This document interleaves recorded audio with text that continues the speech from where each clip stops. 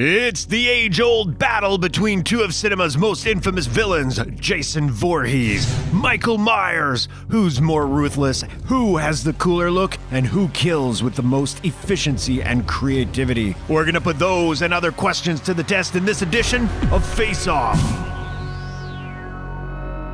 Jason versus Michael Myers. Now let's start with the aspect that most differentiates the two silent slashers. How did their stories begin? As you well know, Jason was a poor disabled kid who picked the wrong day to take a dip. He drowned while the camp counselors were off necking. However, it turns out he didn't really drown. He evidently spent his formative years living in the woods, feasting on wild animals and tending to his mother's severed head. Once he was good and ready, Jason picked up where his mother left off. On the other hand, Michael Myers was simply born evil, though it took a few years for the evil to truly manifest. One Halloween night, for no discernible reason, Michael found his calling as a killer and took a knife to his older sister. He spent his formative years in a hospital for the criminally insane, just waiting for an opportunity to get out and raise more hell in his sleepy hometown of Haddonfield. While Jason's origins may be slightly more tragic, Michael Myers gets a leg up here because there's no explanation for his evil. He was always destined to be bad to the bone.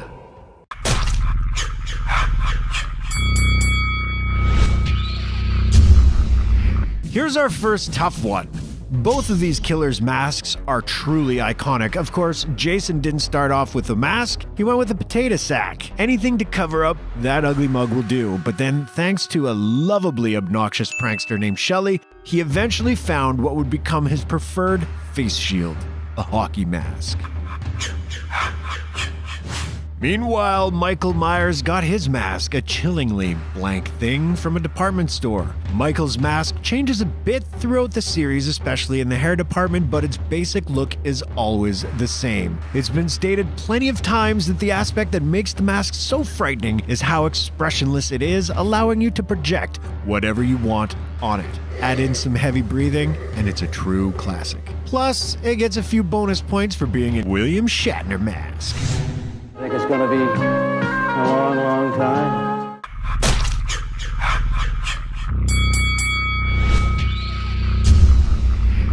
And both Jason and Michael have undergone some changes over the years, though the masks usually stay just about the same.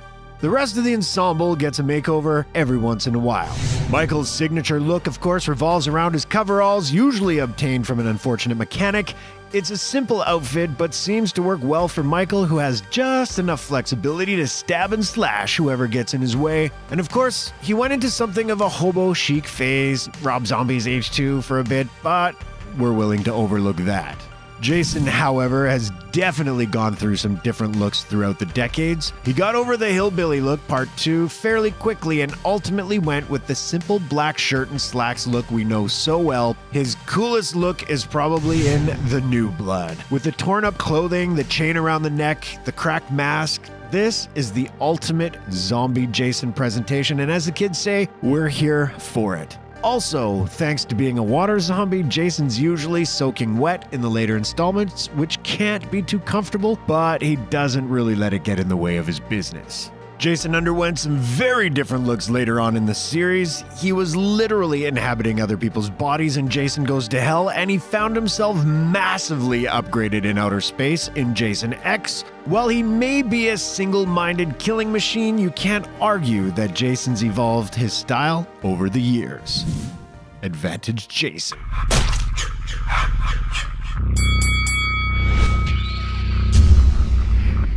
To answer your question, yes, we are including every film these guys have been in, so that means sequels, reboots, and remakes. This one is no contest. Jason Voorhees has racked up an astounding 157 bodies in 40 years. That's a lot of nubile young flesh. That's also not including the sabbatical he took after his death in Part 4, although you must admit paramedic Roy Burns certainly acquitted himself well after he went bonkers and decided to do some killing of his own in A New Beginning.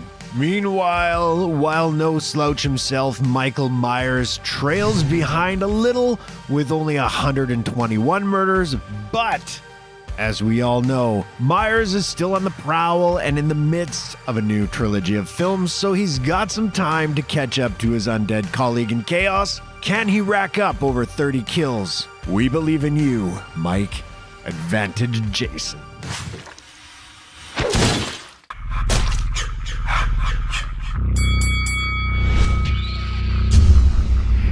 And now for the fun part. One thing that makes these two soulless killers so fun to watch is their creativity when it comes to offing their victims. While he's almost always associated with a machete, Guys! It's okay, he just wanted his machete back! Jason has never been one to restrict himself to just one implement of destruction. Jason uses whatever is available, and that includes fence posts, Darren in Part 6, saws, Dr. Cruz in Part 7, axes, Melissa in Part 7, spear guns, Vera in Part 3, drums of toxic waste, Charles in Part 8, party horns, Catherine in Part 7, sleeping bags, Judith in Part 7, Amanda in the remake, beds, Freddy vs. Jason, and even liquid nitrogen, Jason X. All that said, one could argue Jason is at his best when he's using his bare hands. Rick's skull crushed in Part 3, Julius's head knocked off in Part 8, Elizabeth's head twisted around in Part 6 to crush skulls and twist heads. Bottom line, if it can maim you, Jason will gladly use it. Smoke weed every day.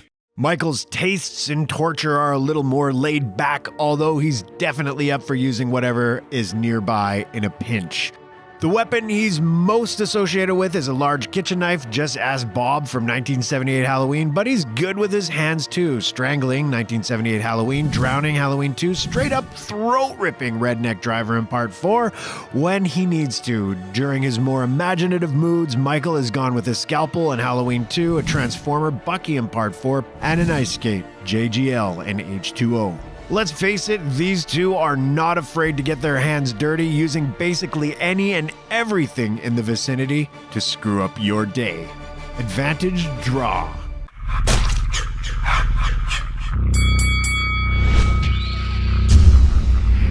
To be fair, while both Jason and Michael have maimed and murdered dozens upon dozens of folks, they're not immune to a good beating themselves.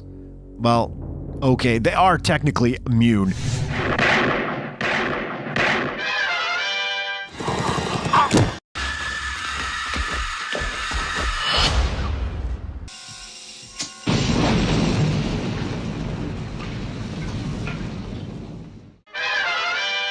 Since they keep coming back again and again, but these guys get worked over pretty good every once in a while.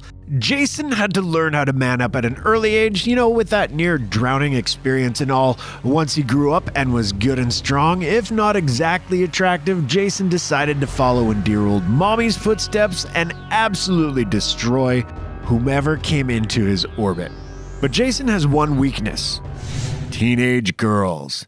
You sexy thing, you. Yes, the only people who thwart Jason are resilient young women. And one boy, Tommy in Part 4, who won't go as quietly as their counterparts. Jason's been axed in the head, Part 3, had a machete buried in his face, Part 4, drowned again in Crystal Lake in Part 6, drowned yet again in Part 7, bombarded with toxic waste in Part 8, blown the hell up. Jason goes to hell, and he rarely misses a step after that, as the old saying goes, you can't kill what's already dead. But Michael has gone through his share of trials and tribulations as well. Dude has been stabbed with a knitting needle, shot, set ablaze, beaten with a pipe by Paul Rudd in Halloween 6, and perhaps most controversially decapitated H2O, and we'll ignore being karate kicked by Busta Rhymes. Now, depending on which timeline we're talking about, some of Michael's durability can be attributed to the cult of Thorn, which gives him supernatural abilities, but no matter what the explanation, Michael is one man who doesn't go down easily. That said, he can't claim to have ever been exploded by a SWAT team and sent to hell.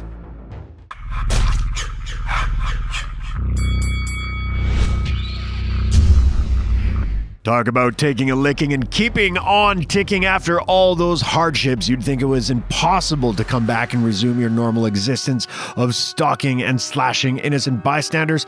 Not so. Both of these guys have way too much work to do to let a little death stand in their way. Let's be honest, Jason has technically died more times than Michael, and one could argue that Michael never really dies at the end of any of the Halloween films. He's just a resilient mofo. Jason, however, is a zombie from hell, and he's always known how to make an entrance, from slicing up dorky orderlies at the hospital in Part 4 to being accidentally resurrected by his biggest enemy in Part 6 to waking up underwater thanks to the new telekinetic girl in the neighborhood in Part 7. Jason doesn't waste any time doing what he does best after coming back from the dead. My guy even gets called up out of hell itself by Freddy Krueger just to go back to murdering folks he doesn't even know. Michael Myers may take more hits than anyone can bear, but Jason is simply unkillable.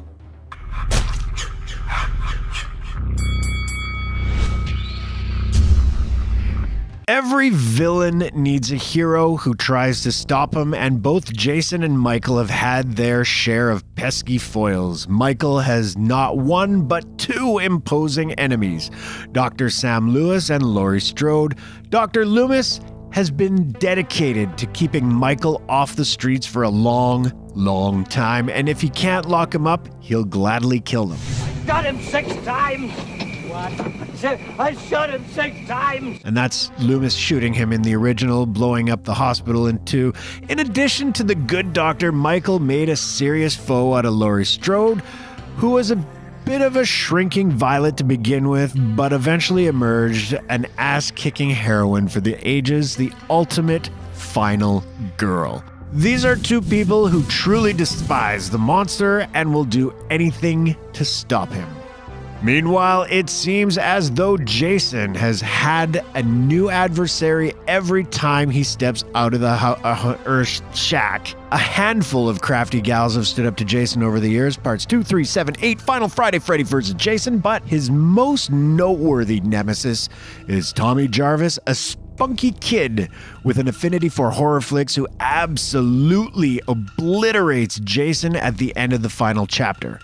Years after his flawless victory, Tommy has grown up to be a not-so-bright escaped mental patient who mistakenly resurrects Jason. Seriously, dude, what the hell kind of plan was that? Only to get the better of him once more, sending Jason to a watery and temporary grave.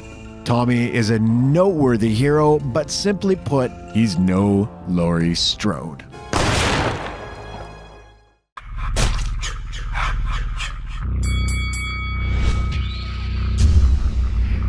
Now we know these two are pitiless monsters who will take out any and all fools. They both started off as human beings, so there's gotta be a smidgen of humanity in there somewhere, right? Not really.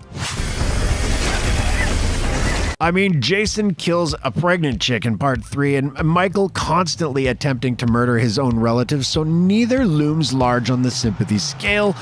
But there are a tiny handful of moments where these guys prove there might be a little life left in there. After all, consider that Jason still loves his murderous mama after all these years, even saving her head as a gruesome keepsake. Aww. And if you have to hand this to him, when he finally gets the chance to kill actual campers in part 6, he declines to hack up any children.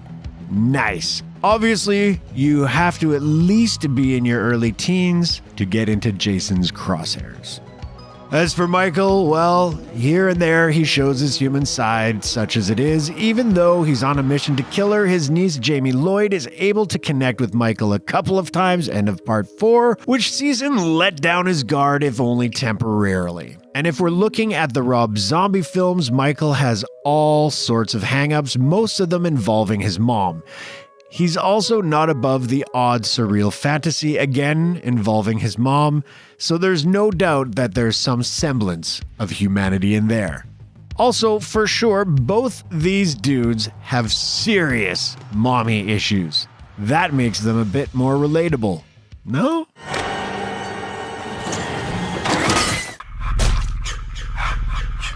And the verdict is draw. It's not how we drew it up, folks, but that's where we landed. Perhaps it's just too difficult of a challenge. These two icons are so killer in their own ways, we simply cannot choose one over the other. But don't leave it to just us to be judge and jury. Weigh in with your opinion in the comments section. Do you have a preference when it comes to Jason versus Michael Myers? Or is it a draw for you too? Let us know.